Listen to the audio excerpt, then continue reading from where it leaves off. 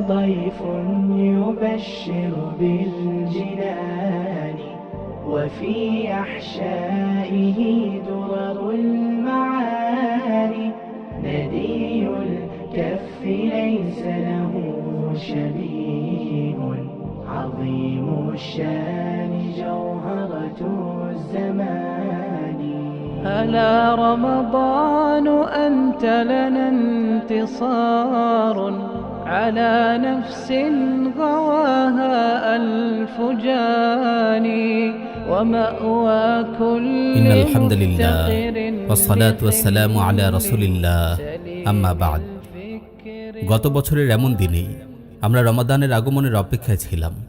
সেই দিন থেকে আজ পর্যন্ত পূর্ণ একটি বছর অতিবাহিত হয়ে গেছে, অথচ আমরা টেরই পেলাম না। পূর্ণ একটি বছর তার স্বাভাবিক গতি ও রীতিতেই চলে গেছে আমাদের জীবন থেকে। এই একটি বছরে আমরা ভালো মন্দ যাই কামাই করেছি, দিনগুলো কিন্তু থেমে থাকেনি। আমাদের ভালো খারাপ আমলগুলো সহকারী সেগুলো অতিবাহিত হয়ে গেছে আমাদের জীবন থেকে। আল্লাহ তাআলা সত্যই বলেছেন, আর তিনিই তো সবচেয়ে বেশি সত্যবাদী। তিনি বলেন, ওয়াতিলকাল আইয়ামু নুদাউিলুহা বাইনান নাস ওয়ালিয়া'লামাল্লাহুল্লাযীনা আমানু ওয়ায়াত্তাখিযা মিনকুম শুহাদা ওয়াল্লাহু লা ইউহিব্বুয যালিমিন। আর এই দিনগুলো আমি মানুষের মধ্যে অদল বদল করি, যাতে আল্লাহ মুমিনদের যাচাই করতে পারেন এবং তোমাদের মধ্য থেকে শহীদদের গ্রহণ করতে পারেন। আল্লাহ জালিমদের ভালোবাসেন না। ইবনে কাসির রাহিমাহুল্লাহ বলেন, আমাদের উপর দিয়ে দিনগুলো বয়ে যায়, চলে যায় দিনের পর দিন, বছরের পর বছর। এভাবে আমাদেরকে নির্দিষ্ট একটি সময়ের দিকে টেনে নিয়ে যাওয়া হচ্ছে। যদি পাহাড় সমপরিমাণ স্বর্ণমুদ্রাও খরচ করি, তবু আমাদের জীবন থেকে যে মিনিট সেকেন্ডগুলো অতিবাহিত হয়ে গেছে সেগুলো আর কখনোই ফিরে আসবে না। অবশ্যই আমাদের জীবনের একটি সীমা আছে, যার পরে আর বেঁচে থাকা সম্ভব না। আর আমার আপনার উপর আল্লাহর সবচেয়ে বড় নিয়ামত হলো আমাদের জীবনকে তিনি দীর্ঘায়িত করেছেন এবং এই পবিত্র রমাদান মাস পর্যন্ত আমাদেরকে সুযোগ দিয়েছেন। কত মানুষ তো এমনও আছে যারা এই রমাদানের পূর্বেই মৃত্যুবরণ করেছে। কত মানুষ এমনও আছে যারা বিগত রমাদানে আমাদের সাথে একত্রে রোজা রেখেছে এবং ঈদ উদযাপন করেছে, কিন্তু আজ তারা মাটির নিচে চাপা পড়ে আছে, মাটির গর্ভে তারা বিলীন হয়ে গেছে। রাসূল সাল্লাল্লাহু আলাইহি ওয়াসাল্লাম ইরশাদ করেন, ইগতানিম খামসান ক্বাবলা খামসিন শাবাবাকা ক্বাবলা হারামিক ওয়া সিহহাতাকা ক্বাবলা সাকামিক ওয়া গিনাআকা ক্বাবলা ফাকরিক ওয়া ফারাগাকা ক্বাবলা শুগলিক ওয়া হায়াতাকা ক্বাবলা মাউতিক। পাঁচটি বিষয় আসার পূর্বে পাঁচটি জিনিসের মূল্যায়ন করো। মৃত্যুর পূর্বে জীবনের, অসুস্থতার পূর্বে সুস্থতার, ব্যস্ততার পূর্বে অবসরের, বার্ধক্যের পূর্বে যৌবনের এবং দারিদ্রতার পূর্বে ধনাঢ্যতার। মুস্তাদরাকে হাকিমে একটি হাদিস বর্ণিত হয়েছে, রাসূল সাল্লাল্লাহু আলাইহি ওয়াসাল্লামকে যখন জিজ্ঞেস করা হলো যে কোন মানুষ সর্বোত্তম, তিনি বললেন, মান তালা উমরুহু ওয়া হাসুনা আমালুহু, যে দীর্ঘ হায়াত পেয়েছে এবং উত্তম আমল করেছে। হে ভাই, আপনিও রাসূলের এই হাদিসকে আপনার জীবনের মধ্যে বাস্তবায়ন করার চেষ্টা করুন। ইমাম আহমদ ও নাসাই রাহিমাহুল্লাহ হযরত আবু হুরায়রা রাদিয়াল্লাহু তাআলা আনহু থেকে বর্ণনা করেন, রাসূল সাল্লাল্লাহু আলাইহি ওয়াসাল্লাম তারা সাহাবীদেরকে রমাদানের আগমনের সুসংবাদ দিতেন। তিনি তাদেরকে বলতেন, ক্বাদ জাআকুম রমাদান শাহরুম মুবারাক ইফতারাদাল্লাহু আলাইকুম সিয়ামাহ তুফতাহু ফীহি আবওয়াবুল জান্নাহ ওয়া ইউগলাকু ফীহি আবওয়াবুল জাহিম ওয়া তুগাল্লু ফীহি আশ-শায়াতিন ফীহি লাইলাতুন খায়রুম মিন আলফি শাহর মান হুরিমা খায়রাহা ফাকাদ হুরিম। তোমাদের কাছে রমাদান মাস এসেছে, এটি একটি বরকতপূর্ণ মাস। এই মাসে রোজা রাখা সকলের উপর ফরজ করে দেওয়া হয়েছে। এই মাসে জান্নাতের দরজাগুলো খুলে দেওয়া হয় এবং জাহান্নামের দরজাগুলো বন্ধ করে দেওয়া হয়, শয়তানকে শিকলাবদ্ধ করে রাখা হয়। এই মাসে এমন একটি রজনী আছে যেটি 1000 মাসের চেয়ে উত্তম। যে এর কল্যাণ থেকে বঞ্চিত হলো সে বঞ্চিতই হলো। ইবনে রাজব রাহিমাহুল্লাহ বলেন, এই হাদিসটি মানুষকে রমাদান মাসের প্রতি উৎসাহিত করার জন্য অত্যন্ত গুরুত্বপূর্ণ একটি হাদিস। মুমিন কিভাবে এই মাসের সুসংবাদ গ্রহণ না করে থাকতে পারে, যেখানে জান্নাতের দরজাগুলো উন্মুক্ত করে দেওয়া হয়? পাপীরা কেনই বা খুশি হবে না যেখানে জাহান্নামের দরজাগুলো বন্ধ করে দেওয়া হয়? বিবেকবান ব্যক্তি কেনই বা সুসংবাদ পাবে না, কেননা এই মাসে শয়তানকে বেঁধে রাখা হয়। রমাদানের এই সময়গুলোর সাথে বছরের অন্য কোনো সময়ের কোনো তুলনাই হয় না। মুআল্লা ইবনুল ফাজল রাহিমাহুল্লাহ বলেন, তারা বছরের 6 মাস আল্লাহ তাআলার কাছে রমাদান মাস পাওয়ার জন্য দোয়া করতেন, আর বাকি 6 মাস তাদের কাছ থেকে রমাদানের আমলগুলো কবুল করার জন্য দোয়া করতেন। ইয়াহিয়া বিন কাসির রাহিমাহুল্লাহ বলেন, তাদের একটি দোয়া ছিল, আল্লাহুম্মা সাল্লিমনি মির রমাদান ওয়া সাল্লিম রমাদান আলী ওয়া তাসাল্লামহু মিন্নি মুতাকাব্বালা। হে আল্লাহ, রমাদান পর্যন্ত আমাকে নিরাপদ রাখুন, আমার জন্য রমাদানকে নিরাপদ করে দিন এবং আমার কাছ থেকে নিরাপদে রমাদানকে কবুল করে নিন। এমন একটি বরকতময় মাস যেন আমাদের জীবনে সজীবতা আনয়ন করে। রমাদান মাসের কতগুলো বৈশিষ্ট্য আছে, যথা এই মাসে আসমানি কিতাবসমূহ নাজিল করা হয়েছে। রোজা ও কুরআন মুমিনের জন্য সুপারিশ করবে। এই মাসে তারাবি ও অধিক তাহাজ্জুদ পড়ার সুযোগ পাওয়া যায়। এই মাসে তাওবা ও পাপ মোচন করা হয়, শয়তানকে বেঁধে রাখা হয়, জাহান্নামের দরজাগুলো বন্ধ করে জান্নাতের দরজাগুলো খুলে দেওয়া হয়। একে অপরের প্রতি সহমর্মিতার সুযোগ বেড়ে যায়, জাহান্নাম থেকে মুক্তি দেওয়া হয়, সবর শুকর ও দোয়ার আমল বেশি বেশি করা যায়, নেক কাজের বিনিময় বহুগুণ বাড়িয়ে দেওয়া হয়, লাইলাতুল কদর লাভ করা যায়। সুতরাং একজন মুমিন এমন এক বরকতপূর্ণ মাস পেয়ে কেনই বা খুশি হবে না? আল্লাহ তাআলা ইরশাদ করেন, ইয়া আইয়ুহাল্লাযীনা আমানু কুতিবা আলাইকুমুস সিয়ামু কামা কুতিবা আলাল্লাযীনা মিন ক্বাবলিকুম লাআল্লাকুম তাত্তাকুন। হে ঈমানদারগণ, তোমাদের পূর্ববর্তীদের জন্য যেমন রোজা ফরজ করা হয়েছে, তেমনি তোমাদের জন্য তা ফরজ করা হলো, যাতে তোমরা তাকওয়া অর্জন করতে পারো। উলামায়ে কেরাম বলেন, রোজার মধ্যে আল্লাহ তাআলার হিকমত এই নয় যে তিনি মানুষকে খানা পিনা ও সহবাস থেকে বিরত রাখবেন, বরং রোজার হিকমত হলো এর মাধ্যমে মানুষকে তাকওয়ার গুণ অর্জন করার সুযোগ করে দেওয়া হয়। আর রাসূল সাল্লাল্লাহু আলাইহি ওয়াসাল্লামও এদিকে ইঙ্গিত করেছেন। রাসূল সাল্লাল্লাহু আলাইহি ওয়াসাল্লাম বলেন, মান লাম ইয়াদা কাওলাজ জুর ওয়াল আমালা বিহি ওয়াল জাহলা ফালাইসা লিল্লাহি হাজাতুন আন ইয়াদা তাআমাহু ওয়া শারাবাহু। যে ব্যক্তি মিথ্যা কথা এবং মিথ্যা কাজ এবং জাহালাতকে বর্জন করতে পারলো না, তাহলে তার খানাপিনা বর্জন আল্লাহর কোনো প্রয়োজন নেই। এই হাদিস থেকেও প্রতীয়মান হয় যে রোজার দ্বারা আল্লাহ তাআলা মানুষকে সকল পাপাচার থেকে বিরত রাখতে চান। সুতরাং আমার আপনার মধ্যে রোজা দ্বারা রাব্বুল আলামিনের তাকওয়া অর্জন করাই আসল উদ্দেশ্য, কারণ আল্লাহর ভয় অর্জন করাই তো মানুষের সবচেয়ে বড় অর্জন। আর আল্লাহ তাআলার কাছেও পরকালের সুখ শান্তির একমাত্র হকদার হলো মুত্তাকীরা। আসুন সালাফদের অবস্থা নিয়ে কিছু আলোচনা করা যাক। ইমাম বুখারী রাহিমাহুল্লাহ বলেন, যেদিন থেকে আমি বালেগ হয়েছি সেদিন থেকে আমি কোনো মুসলমানের গীবত করিনি। শাফি রাহিমাহুল্লাহ বলেন, আমি কখনো সত্য কিংবা মিথ্যা কোনো বিষয়ে আল্লাহর নামে শপথ করিনি, যদিও আমার শপথ করার সুযোগ ছিল। অনেকেই মুহাম্মদ বিন ওয়াসি রাহিমাহুল্লাহকে বলেছেন যে আপনি হেলান দেন না কেন? তিনি উত্তরে বললেন, হেলান তো দেয় নিরাপদ ও নিশ্চিন্ত ব্যক্তি, আমি তো এখনো পর্যন্ত ভীত সন্ত্রস্ত। হযরত আব্দুল্লাহ বিন ওয়াহাব রাহিমাহুল্লাহ তার নিকট একবার ওয়াইদ ইয়াতাহাজ্জুনা ফিন্নার এই আয়াত তিলাওয়াত করা হলে তিনি অচেতন হয়ে পড়ে যান। সালাফদের একজন বলেন, যেদিন থেকে আমি জেনেছি যে মিথ্যা বলার দ্বারা মিথ্যাবাদীর ক্ষতি হয়, সেদিন থেকে আমি মিথ্যা ছেড়ে দিয়েছি। আবু সুলাইমান আদ-দারানী রাহিমাহুল্লাহ বলেন, আমি প্রতিদিন আয়নার সামনে এসে আমার চেহারা দেখতাম এই ভয়ে যে না জানি গুনার কারণে আমার চেহারা কালো হয়ে গেছে। ইয়াজিদ আর-রাক্কাশী নিজের হিসাব গ্রহণ করে বলতেন, হে ইয়াজিদ, তোমার মৃত্যুর পর কে তোমার পক্ষ থেকে সালাত আদায় করবে? হে ইয়াজিদ, তোমার মৃত্যুর পর তোমার পক্ষ থেকে কে সিয়াম পালন করবে? হে ইয়াজিদ, তোমার মৃত্যুর পর তোমার পক্ষ থেকে কে তোমার রবকে সন্তুষ্ট করবে? এরপর তিনি কেঁদে কেঁদে বলতেন, হে লোক সকল, তোমরা কি নিজেদের ব্যাপারে ক্রন্দন করবে না?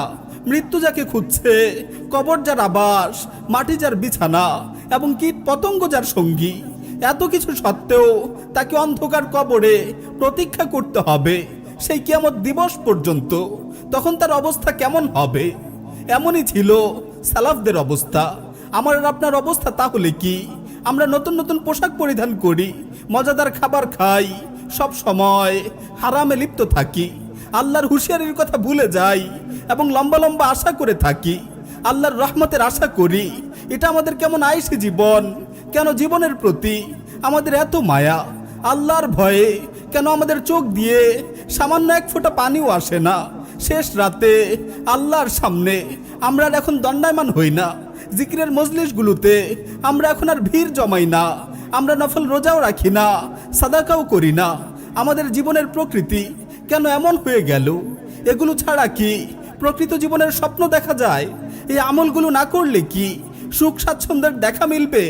না, কখনো না।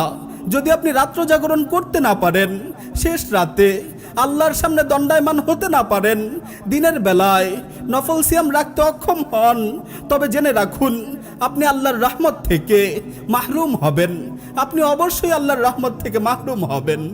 আল্লাহ তাআলা ইরশাদ করেন, ইন্নাল মুত্তাকিনা ফি জান্নাতিন ওয়া নাহার ফি মাকআদি সিদকিন ইনদা মালিকিন মুকতাদির। মুত্তাকিরা থাকবে জান্নাতে ও তার মধ্যস্থিত নদীতে, সত্যের আসনে, মহাশক্তিধর মালিক আল্লাহর সান্নিধ্যে।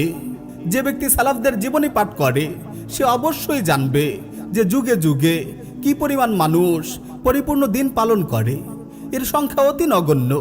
তাই বর্তমানেও আমাদের মাঝে এই উত্তম গুণাবলী হাসিলের জন্য চাই সালাফদের জীবনী নিয়ে বেশি বেশি আলোচনা এবং গভীর অধ্যয়ন।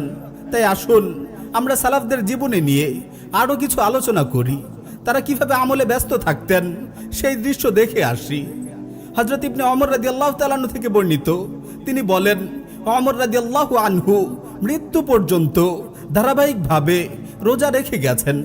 আর নেককারদের সর্দার, পাপিষ্ঠদের হত্যাকারী হযরত ওসমান রাদিয়াল্লাহু আনহু এর সম্পর্কে আবু নাঈম বলেন, দিনের বেলায় তিনি দান খায়রাত ও রোজার আমল করতেন, আর রাতের বেলায় সালাতে মনোযোগী থাকতেন, বিপদ আপদকে পরীক্ষা মনে করতেন এবং আল্লাহর সাথে একান্ত আলাপচারিতাকে নিয়ামত ভাবতেন। জুবাইর বিন আব্দুল্লাহ তার দাদা থেকে বর্ণনা করেন যে হযরত ওসমান রাদিয়াল্লাহু তাআলা আনহু যুগ যুগ ধরে রোজা রাখতেন এবং রাতের শুরু ভাগে একটু ঘুমোতেন আর বাকি সময় সালাতে দণ্ডায়মান থাকতেন। তাকে যখন শহীদ করা হয় তখন তার হাতে পবিত্র কোরআনে কারীম ছিল এবং তখন তার দাড়িও গাল বেয়ে অশ্রু গড়িয়ে পড়ছিল। রাসূল করিম সাল্লাল্লাহু আলাইহি ওয়াসাল্লামের অত্যন্ত প্রিয় সাহাবী ছিলেন তিনি, সত্যের পক্ষে বলিষ্ঠ ছিলেন, তিনি ইসলামের তৃতীয় খলিফা ছিলেন। আর হযরত আবু তালহা আল আনসারী রাদিয়াল্লাহু আনহু এর অবস্থা, যার সম্পর্কে রাসূল সাল্লাল্লাহু আলাইহি ওয়াসাল্লাম বলেছেন, সাউতু আবি তালহা ফিল জাইশ খায়রুম মিন আলফি রাজুল। সৈন্য দলের মধ্যে আবু তালহার আওয়াজ 1000 পুরুষের চেয়ে উত্তম। তার ব্যাপারে হযরত আনাস রাদিয়াল্লাহু তাআলা আনহু থেকে বর্ণিত আছে, তিনি বলেন, হযরত আবু তালহা রাদিয়াল্লাহু তাআলা আনহু রাসূল সাল্লাল্লাহু আলাইহি ওয়াসাল্লামের আমলে যুদ্ধের কারণে রোজা রাখতেন না। অতঃপর যখন রাসূল সাল্লাল্লাহু আলাইহি ওয়াসাল্লামের ইন্তেকাল হয়ে যায়, আমি তাকে 2 ঈদের দিন ছাড়া অন্য কোনো সময় রোজা ভঙ্গ করতে দেখিনি। হাকিমুল উম্মাহ সাইয়্যিদুল কুররা হযরত আবু দারদা রাদিয়াল্লাহু তাআলা আনহু বলেন, রাসূল সাল্লাল্লাহু আলাইহি ওয়াসাল্লামের নবুয়ত প্রাপ্তির পূর্বে আমি ছিলাম একজন ব্যবসায়ী। অতঃপর যখন তিনি নবুয়ত পেলেন তখন আমি ব্যবসাও করতাম, ইবাদতও করতাম। অতঃপর যখন দুটিকে একত্রে পালন করা কঠিন হয়ে দাঁড়ায় তখন আমি ব্যবসাকে ছেড়ে ইবাদতকেই অগ্রাধিকার দিলাম। তার ব্যাপারে তার স্ত্রী বলেন, তার দুনিয়াবি কোনো হাজত ছিল না। তিনি রাতে সালাত আদায় করতেন আর দিনে সিয়াম পালন করতেন আর আল্লাহর জন্য সাদাকা করতেন। শ্রেষ্ঠ আবেদ ইমাম আব্দুল্লাহ বিন ওমর রাদিয়াল্লাহু তাআলা আনহু এর ব্যাপারে নাফি রাহিমাহুল্লাহ বলেন, ইবনে ওমর রাদিয়াল্লাহু আনহু সফর অবস্থায় রোজা রাখতেন না আর মুকিম অবস্থায় রোজা ছাড়তেন না। অবশ্যই তার ব্যাপারে রাসূল সাল্লাল্লাহু আলাইহি ওয়াসাল্লামের একটি বাণী যথেষ্ট। রাসূল সাল্লাল্লাহু আলাইহি ওয়াসাল্লাম তার ব্যাপারে বলেন, নি'মার রাজুলু আব্দুল্লাহ, আব্দুল্লাহ কতই না উত্তম বান্দা। হযরত সাঈদ ইবনে জাবের রাদিয়াল্লাহু তাআলা আনহু থেকে বর্ণিত, তিনি বলেন, যখন ইবনে ওমর রাদিয়াল্লাহু তাআলা আনহুর মৃত্যুর সময় ঘনিয়ে এসেছে তখন তিনি কেঁদে কেঁদে বলছিলেন, দুনিয়ার কোনো কিছুর জন্য আমার কোনো কষ্ট নেই, কোনো আক্ষেপ নেই, তবে 3টি জিনিসের আক্ষেপ আমার রয়ে গেছে। 1, রোজার সময় দ্বিপ্রহরের তৃষ্ণা। 2, কিয়ামুল লাইলের সময় মধ্যরাতে আল্লাহর সান্নিধ্য লাভের মধুর অনুভূতি। তৃতীয়টি হলো অত্যাচারী গোষ্ঠীর সাথে আমার যুদ্ধ করতে না পারা, যেমন হাজ্জাজ বিন ইউসুফ সহ এমন আরো যারা আছে। এই তিনটি বিষয়ের জন্য আমার আফসোস রয়ে গেছে। অর্থাৎ দিনের বেলায় আর কখনো রোজা রাখতে পারবো না, রাতে আর কখনো দীর্ঘ সময় দাঁড়িয়ে দাঁড়িয়ে সালাত আদায় করার সুযোগ হবে না, এবং এই জালেমের সাথে আমি যুদ্ধ করতে পারলাম না। হযরত রাজা বিন হায়াত থেকে বর্ণিত, তিনি আবু উমামা রাদিয়াল্লাহু তাআলা আনহু থেকে বর্ণনা করেন, রাসূল সাল্লাল্লাহু আলাইহি ওয়াসাল্লাম একবার এক যুদ্ধ বাহিনী প্রস্তুত করছেন। তখন আমি তার কাছে এসে বলেছি, ইয়া রাসূলুল্লাহ, আমার জন্য শাহাদাতের দোয়া করুন। তখন রাসূল সাল্লাল্লাহু আলাইহি ওয়াসাল্লাম বললেন, আল্লাহুম্মা সাল্লিমহুম ওয়া গান্নিমহুম, হে আল্লাহ, তাকে আপনি নিরাপদ রাখুন এবং গনিমতের অংশীদার করুন। অতঃপর আমি যুদ্ধ করেছি, নিরাপদেই ফিরে এসেছি এবং গনিমতও পেয়েছি।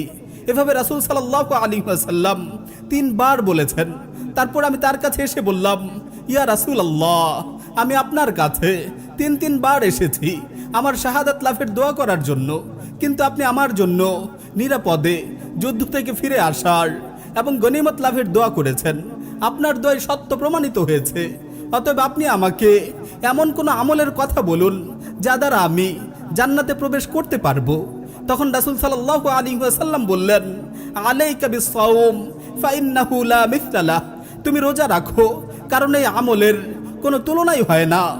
আলাইকা বিস-সাওম ফাইন্নাহু লা মিসলা লাহ, তুমি রোজা রাখো, কারণ এই আমলের কোনো তুলনাই হয় না। তিনি বলেন, অতঃপর অবস্থা এমন হয়েছে যে আবু উমামার বাড়িতে দিনের বেলায় কোনো মেহমান আগমন করা ছাড়া কখনো ধোঁয়া দেখা যেত না। যখনই মানুষ তার বাড়িতে ধোঁয়া দেখতে পেত, তখন তারা বুঝে নিত যে নিশ্চয়ই আবু উমামার বাড়িতে কোনো মেহমান এসেছে। হযরত আবু দারদা রাদিয়াল্লাহু তাআলা আনহু থেকে বর্ণিত, তিনি বলেন, একদা গ্রীষ্মকালে আমরা রাসূল সাল্লাল্লাহু আলাইহি ওয়াসাল্লামের সাথে সফরে বের হয়েছি। রোদের প্রখরতা এতটাই বেশি ছিল যে লোকেরা মাথায় হাত দিয়ে রেখেছিল। আমাদের মাঝে নবী করিম সাল্লাল্লাহু আলাইহি ওয়াসাল্লাম ও ইবনে রাওয়াহা রাদিয়াল্লাহু আনহু রোজাদার অবস্থায় ছিলেন। আর হযরত মাসরুক রাদিয়াল্লাহু আনহু এর ব্যাপারে শাবি রাহিমাহুল্লাহ বলেন, একদিন আমি তাকে দেখতে এসেছি, তখন তিনি রোজাদার অবস্থায় ছিলেন। দীর্ঘ সিয়াম পালনের কারণে তিনি জীর্ণশীর্ণ হয়ে পড়েছিলেন। তখন তার মেয়ে বলল, বাবা, আপনি খেয়ে নিন এবং পানি পান করুন। তিনি উত্তরে বললেন, হে মেয়ে, তুমি কি চাচ্ছ? সে বলল, সহানুভূতি চাচ্ছি। তিনি একথা শুনে মেয়েকে বললেন, হে আমার মেয়ে, আমি তো সেদিনের সহানুভূতি কামনা করছি যখন একদিন হবে 50,000 বছরের সমান, যখন একদিন হবে 50,000 বছরের সমান। হে মেয়ে, আমি সেদিনের সহানুভূতি কামনা করছি। আল্লাহ তাআলা ইরশাদ করেন, ফাওয়াকাহুমুল্লাহু শাররা যালিকাল ইয়াওম ওয়া লাক্কাহুম নাদরাতান ওয়া সুরুরা ওয়া জাযাহুম বিমা সাবারু জান্নাতান ওয়া হারিরা মুত্তাকিইনা ফিহা আলাল আরাইক লা ইয়ারাউনা ফিহা শামসান ওয়ালা জামহারিরা। অতঃপর আল্লাহ তাদেরকে সেদিনের অনিষ্ট থেকে রক্ষা করবেন এবং তাদেরকে দিবেন সজীবতা ও আনন্দ, এবং তাদের সবরের প্রতিদানে তাদেরকে দিবেন জান্নাত ও রেশমি পোশাক। তারা সেখানে সিংহাসনে হেলান দিয়ে বসে থাকবে, সেখানে রৌদ্র ও সত্য অনুভব করবে না। এভাবে জান্নাতীদের অনেক নিয়ামত প্রদানের আলোচনার পর আল্লাহ তাআলা বলছেন, ওয়া সাকাহুম রাব্বুহুম শারাবান তাহুরা ইন্না হাযা কানা লাকুম জাযাআন ওয়া কানা সা'য়ুকুম মাশকুরা। এবং তাদের পালনকর্তা তাদেরকে পান করাবেন শারাবান তাহুরা, এটা তোমাদের প্রতিদান, তোমাদের প্রচেষ্টা স্বীকৃতি লাভ করেছে। এটা তোমাদের প্রতিদান, তোমাদের প্রচেষ্টা স্বীকৃতি লাভ করেছে। অন্যত্র আল্লাহ তাআলা আরো ইরশাদ করছেন, ইন্নাল্লাযীনা সাবাকাত লাহুম মিনাল হুসনা উলাইকা আনহা মুবআদুন লা ইয়াসমাউনা হাসিসাহা ওয়া হুম ফী মাশতাহাত আনফুসুহুম খালিদুন। যাদের জন্য প্রথম থেকেই আমার পক্ষ থেকে কল্যাণ নির্ধারিত হয়েছে, তারা জাহান্নাম থেকে দূরে থাকবে, তারা তার ক্ষীণতম শব্দও শুনবে না, এবং তারা তাদের মনের বাসনা অনুযায়ী চিরকাল সেখানে বসবাস করবে। লা ইয়াহজানুহুমুল ফাযাউল আকবার ওয়া তাতালাক্কাহুমুল মালাইকা হাযা ইয়াউমুকুমুল্লাযী কুনতুম তুআদুন। মহা কঠিন দিনের ভয়াবহতা তাদেরকে চিন্তিত করবে না, এবং ফেরেশতারা তাদেরকে অভ্যর্থনা জানাবে, আজ তোমাদের দিন, যেই দিনের ওয়াদা তোমাদেরকে দেয়া হয়েছিল। হাযা ইয়াউমুকুমুল্লাযী কুনতুম তুআদুন, আজ তোমাদের দিন, যেই দিনের ওয়াদা তোমাদেরকে দেয়া হয়েছিল। আল্লাহ তাআলা তাদের ব্যাপারে আরো বলেন, ইন্নাহুম কানু ইউসারিউনা ফিল খায়রাত ওয়া ইয়াদউনানা রাগাবান ওয়া রাহাবা ওয়া কানু লানা খাশিঈন। তারা সৎকর্মে ঝাঁপিয়ে পড়ত, তারা আশা ও ভীতি সহকারে আমাকে ডাকত এবং তারা ছিল আমার কাছে বিনীত। তিনি আরো বলেন, ওয়া আকবালা বা'দুহুম আলা বা'দিন ইয়াতাসাআলুন ক্বালু ইন্না কুন্না ক্বাবলু ফি আহলিনা মুশফিকিন ফামান্নাল্লাহু আলাইনা ওয়া ওয়াকানা আযাবাস সামুম ইন্না কুন্না মিন ক্বাবলু নাদউহু ইন্নাহু হুয়াল বাররুর রহিম। জান্নাতীরা একে অপরের কাছে এসে বিভিন্ন বিষয় জানতে চাইবে। তারা বলবে, আমরা তো আগে দুনিয়ার জীবনে আমাদের পরিবার পরিজনের মাঝে আল্লাহর শাস্তি সম্পর্কে শঙ্কিত ছিলাম, অতঃপর আল্লাহ আমাদের প্রতি অনুগ্রহ করেছেন এবং আমাদেরকে জাহান্নামের শাস্তি থেকে রক্ষা করেছেন। আমরা আগেও আল্লাহকে ডাকতাম, নিশ্চয় তিনি পরম দানশীল, করুণাময়। প্রিয় ভাই ও বোনেরা, রোজাদারদের কয়েকটি ধরন আছে। যে ব্যক্তি পানাহার থেকে বিরত থেকেছে তার রোজা হবে অভ্যাসের কারণে। যে ব্যক্তি রোজা অবস্থায় সুদ ও হারাম থেকে বেঁচে থাকে অতঃপর হালাল খাদ্য দ্বারা ইফতার করে, তাহলে তার রোজা অভ্যাসের সাথে সাথে ইবাদত হিসেবে গণ্য হবে। যে গুনাহের কাজ এবং অবাধ্যতা থেকে দূরে থাকে এবং আল্লাহর আনুগত্য করা অবস্থায় ইফতার করে, তাহলে সে এমন একজন রোজাদার যার উপর আল্লাহ তাআলা সন্তুষ্ট। যে ব্যক্তি প্রবৃত্তি ও নফসের খাহেসাত থেকে দূরে থাকলো এবং শুকর ও সন্তুষ্টির উপর ইফতার করলো, তাহলে সে একজন সফল রোজাদার। ইবনুল কাইয়িম রাহিমাহুল্লাহ বলেন, সিয়াম হলো মুত্তাকীদের জন্য লাগাম স্বরূপ, যোদ্ধাদের জন্য ঢাল স্বরূপ, আল্লাহর প্রিয় বান্দাদের জন্য বাগান স্বরূপ। রোজার গুরুত্ব বোঝানোর জন্য এত কিছু বলার প্রয়োজন নেই।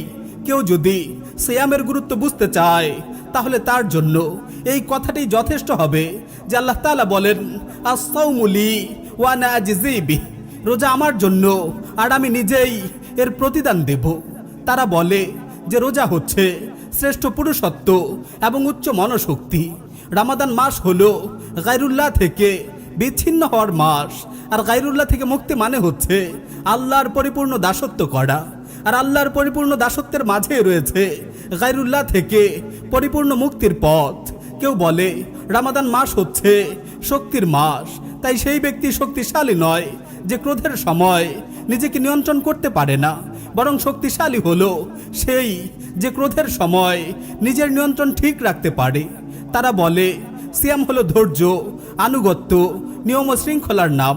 কোনো জাতি যদি এই গুণগুলো অর্জন করতে পারে তাহলে তারা কখনো ধ্বংসের দিকে যাবে না। কোনো সৈন্যদল যদি এই উন্নত গুণাবলী অর্জন করতে পারে তাহলে তাদের কখনো পরাজয়ের কবলে পড়তে হবে না। সুতরাং একথা স্পষ্ট মনে রাখতে হবে যে আল্লাহ তাআলা সিয়ামের মাধ্যমে আপনাকে এমন শক্তিশালী হিসেবেই গড়ে তুলতে চান। অতএব খুবই সতর্কতা অবলম্বন করুন যাতে এমন না হয়ে যায় যে আপনার জীবন থেকে একটি রমাদান অতিবাহিত হয়ে গেছে অথচ আপনি এখনো অপরাধী ও পাপাচারী রয়ে গেলেন। আপনার বিশৃঙ্খল জীবনে শৃঙ্খলা ফিরে আসলো না। রমাদান মাস হচ্ছে ইবাদত এবং মুজাহাদার মাস। আমাদের সালাফদের অবস্থা রমাদানের আগে এবং পরে একই রকম ছিল, কিন্তু আজ আমাদের অবস্থা কি? আমি রমাদান সম্পর্কে বিভিন্ন শ্রেণী পেশার মানুষের সাথে আলোচনা করেছি। তারা আমাকে যা বলেছে তা খুবই হতাশার। তরুণরা আমাকে বলেছে কোন দিক দিয়ে রমাদান আসে আর কোন দিক দিয়ে চলে যায় এই বিষয়ে তাদের কোনো খোঁজই থাকে না, কারণ রমাদানে তাদের রাত কাটে নেটফ্লিক্স, ইউটিউব আর ফেসবুকে সময় ব্যয় করে, সকাল কাটে ঘুমে বিভোর থেকে। এজন্য রমাদানও তাদের গুনাহ থেকে বিরত রাখতে পারে না। ব্যবসায়ীরা আমাকে বলেছে রমাদান আসলে তাদের ব্যস্ততা বেড়ে যায়, কারণ ইবাদতের মৌসুমটা তাদের কাছে ব্যবসার মৌসুম হয়ে গেছে। মায়েরা আমাকে জানিয়েছে রমাদানে আমলের সুযোগ তাদের হয় না, কারণ রমাদানকে তার নানান রেসিপির আয়োজনে সাজিয়েছে। প্রিয় ভাইয়েরা, আসলে রমাদান আমাদের কাছে অনেক অবহেলার মাসে পরিণত হয়েছে। শুরুর দশকে মসজিদে মুসল্লির বেশ ভিড় দেখা যায়, কিন্তু 10 দিন না যেতেই সেই ভিড় আর চোখে পড়ে না, মসজিদ আবার ফাঁকা হয়ে যায়। রমাদানে অনেকে মুখে খোঁচা খোঁচা দাড়ি রাখে, সিগারেট ছেড়ে দেয়। রমাদান শেষ হলে সেই তারাই আবার ক্লিন শেভ করে আমাদের সামনে এসে উপস্থিত হয়। রমাদান আমাদের জন্য খাবার দাবার আর আড্ডার মাসে পরিণত হয়েছে। রমাদানের শেষ দশকগুলো সবচেয়ে গুরুত্বপূর্ণ, অথচ আমরা সেই শেষ দশকটাই মার্কেটে ঘুরে ঘুরে কাটিয়ে দিই। প্রিয় ভাই ও বোন, এটাই হচ্ছে বর্তমানে আমাদের রমাদান পালনের অবস্থা। কোথায় হারিয়ে গেল আমাদের ইবাদত আর নির্জনতা? শেষবারের মতো আপনাদের আহ্বান করছি, হে প্রিয় উম্মাহ, আফসোস আমাদের জন্য। কিসে আমাদেরকে ধোঁকাগ্রস্ত করে রেখেছে? কি কারণে আজ আমরা উদাসীন হয়ে আছি? কে আমাদেরকে অজ্ঞতার সাগরে ডুবিয়ে মারছে? কি জন্য আমাদের সৃষ্টি করা হয়েছে? জান্নাতের জন্য নাকি জাহান্নামের জন্য? হে উদাসীনতা আর অলসতার মেঘ, আমাদের অন্তর থেকে তুমি সরে যাও। হে তাকওয়া ও ঈমানের সূর্য, আমাদের হৃদয়কে আলোকিত করে দাও। নেককারদের আমলনামার পাতাগুলো বাড়তে থাকুক, রোজাদারদের অন্তরগুলোতে আল্লাহর ভয় সৃষ্টি হোক। তাহাজ্জুদ গুজারদের সময়গুলো সেজদার রুকুর মধ্যে ব্যয়িত হোক। তোমাদের চক্ষুগুলো জেগে থাকুক রবের কাছে প্রার্থনায়। হে তাওবাকারীদের পাপগুলো তোমরা এই জীবনে দ্বিতীয়বার আর ফিরে এসো না। হে প্রবৃত্তির রাজ্য, তুমি তোমার রাজত্ব গুটিয়ে নাও। হে আত্মা, তুমি পরিশুদ্ধ হয়ে যাও। হে আল্লাহর পরিচয় জানা আত্মাগুলো তোমরা উপভোগ করতে থাকো। হে গায়রুল্লাহর প্রেমে মগ্ন আত্মাগুলো তোমরা থেমে যাও। প্রিয় ভাই ও বোন, আমি আপনাদের সামনে রমাদানের জন্য কিছু উত্তম নসিহা পেশ করলাম। আছে কি কেউ তা গ্রহণ করার মতো? আল্লাহ তাআলা বলেন, ইয়া কাউমানা আজিবু দাঈয়াল্লাহি ওয়া আমিনু বিহি ইয়াগফির লাকুম মিন যুনুবিকুম ওয়া ইউজিরকুম মিন আযাবিন আলীম ওয়া মান লা ইউজিব দাঈয়াল্লাহ ফালাইসা বিমুজিজিন ফিল আরদ ওয়া লাইসা লাহু মিন দুনিহি আউলিয়া উলাইকা ফি যালালিম মুবিন।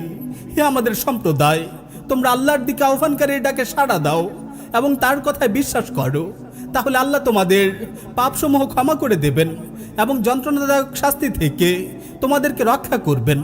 আর যারা আল্লাহর দিকে আহ্বানকারীর ডাকে সাড়া দেবে না, তারা পৃথিবীতে আল্লাহকে অক্ষম করতে অর্থাৎ আল্লাহর শাস্তি থেকে রেহাই পেতে পারবে না এবং তিনি ছাড়া তাদের কোনো সাহায্যকারীও থাকবে না। তারা সুস্পষ্ট বিভ্রান্তির মধ্যে রয়েছে।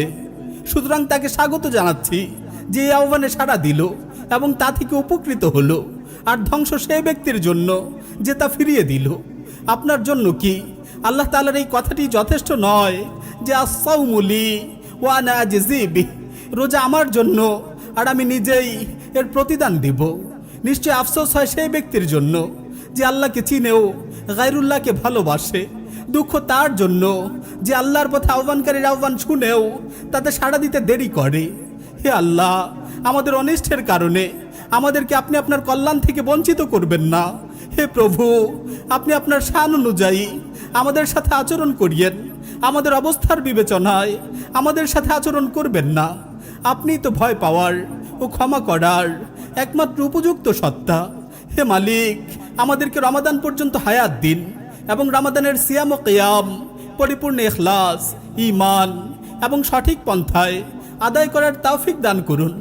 আমাদেরকে লাইলাতুল কদরের পুণ্যবানদের মধ্যে শামিল করুন, যারা এই পুণ্যময় রজনীতে উত্তম প্রতিদানে পরিপূর্ণ হয়ে যায়। আমাদেরকেও তাদের কাতারে শামিল করে নিন।